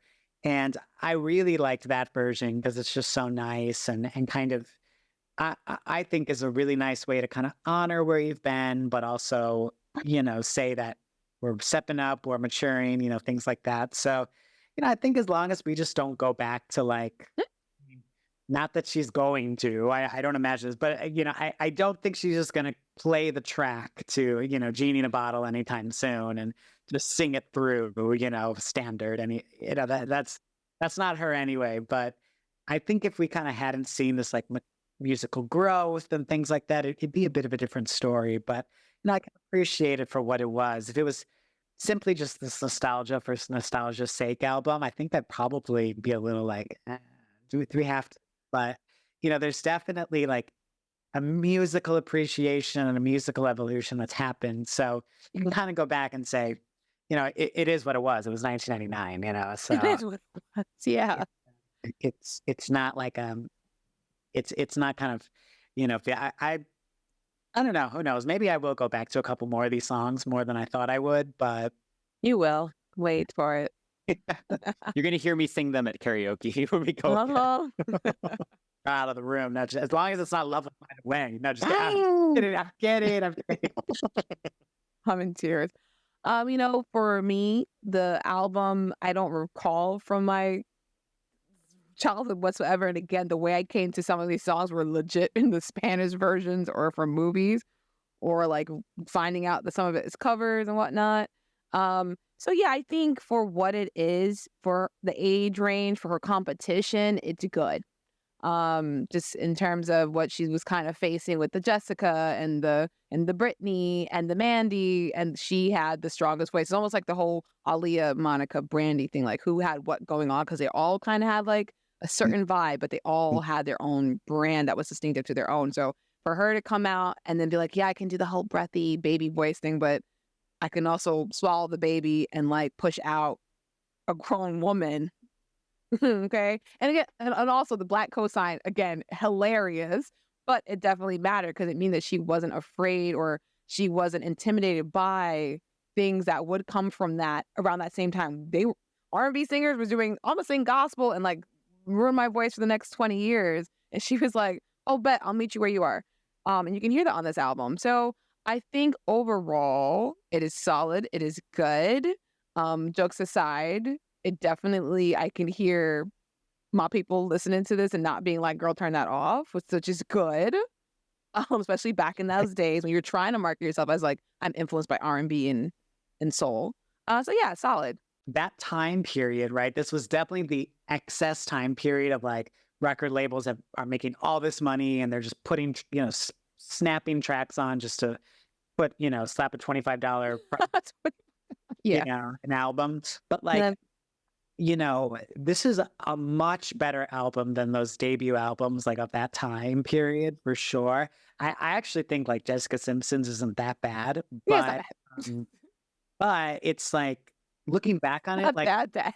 Yeah. well, I mean, like it's that there's some good, but there's like some like throw away, and you can say that definitely. I mean, Mandy Moore's albums were terrible, like just beyond the singles and the Britney Spears albums. I mean, I don't even remember half these songs. I'm looking at them like Email My Heart, and all that. Like oh my God, Email My Heart. It's a classic. No, I'm kidding. Which also, I would love to review Britney's debut album. So We've been tell talking us if about you'd it. like that. Yes. like there's like a lot of like Soda Pop, the beat goes on. Like I'm like, wow, these songs, like it's just way just like these songs are just thrown on to just be thrown on. But I do feel like there's a bit of something, in all these songs, even if there are like, songs I just, probably don't care to go back to a lot. But I did feel, as much as like I think there's this weird shadow cloud she has over it, I think there is a bit more of appreciation. I can kind of get to it. And I do think, that's a big reason why she was even considered, for a Best New Artist Grammy or something like that. That was the time. Macy Gray was having a really big year back then, a lot of people going to get it, big soulful voice too, but she pulled it out. So, Yes. that being said, if you had to give a final rating for the whole album, what would you give it? I will give it a 9 because, like I said, I love it.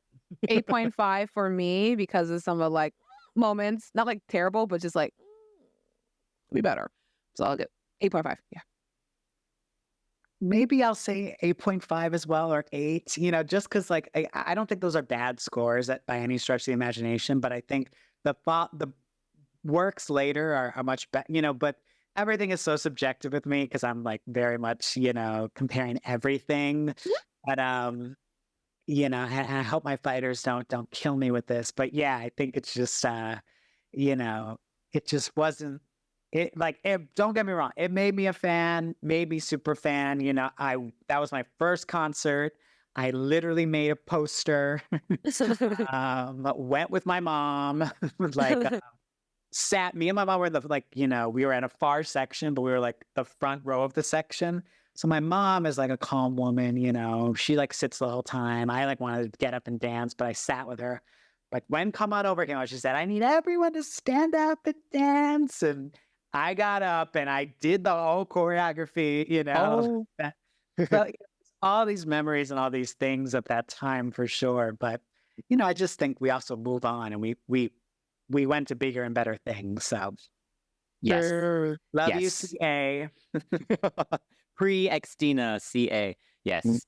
Okay, well, as we mentioned earlier, if you'd like to hear us discuss the 3 bonus tracks from the album, you'll have to head over to patreon.com/cctvpops and join us in our crew, and you can comment and get priority choice on the next episodes too.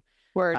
So let us know what you all think of Christina Aguilera's debut album. Let us know what other albums you'd like to hear us review as well. You can follow us at CCTV Pops on all social media. And Jeff, would you like to plug all of your platforms as well? Yes. I'm also on all social media, usually Jeff__Benjamin. No matter what platform you follow me on, there'll always be some Christina sprinkled in throughout the day, throughout the week, throughout the whatever it might be. So, you're always going to get it. So if you're a fan or you ever just even want to talk about something super random that, you don't think anyone else remembers, believe me, I remember. I have a really good memory. And just, reach out anytime and keep supporting CCTV because they're doing great things here. Yes, thank you so much. You can be one of our thousands of subscribers on YouTube. Or you can also join our thousands of listeners on Spotify, Apple Music, and all other podcast platforms as well. Thank you all so much for your support. Until next time, that's Chantel and Jeff. That's Chris. And we're signing off from CCTV, the Nonstop Pop Show.